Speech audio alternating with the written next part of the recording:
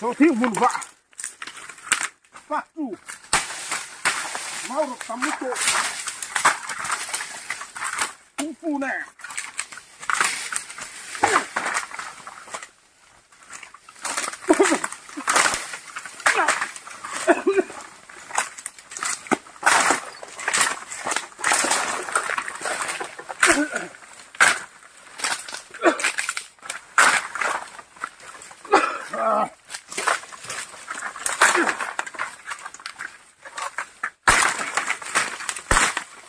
Hãy subscribe cho kênh Ghiền Mì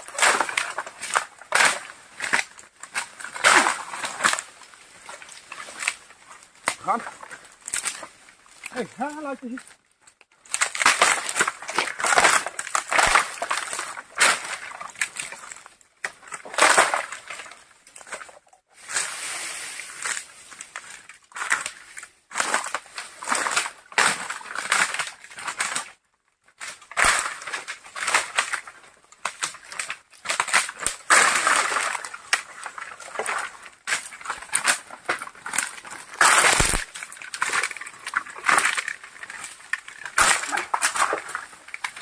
Chấm bùi vào hình ai bọc rồi.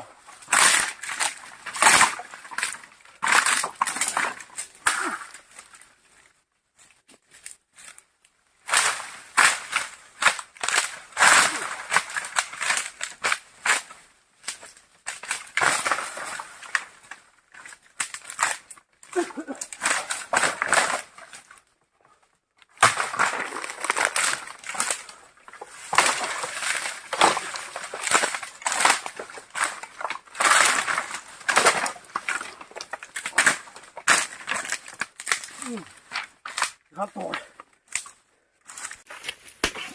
số thiếu mùn vạ phát trụ mau được 80 độ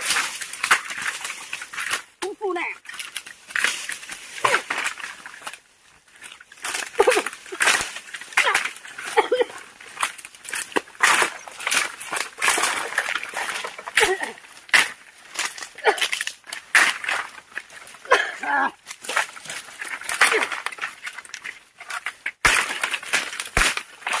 hành cái hàng ấy à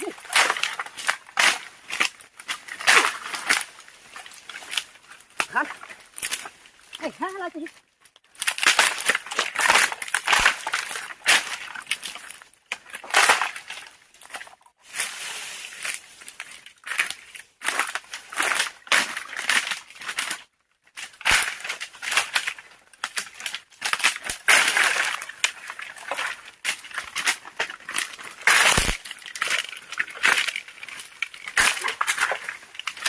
bùi vào hình ai vậy?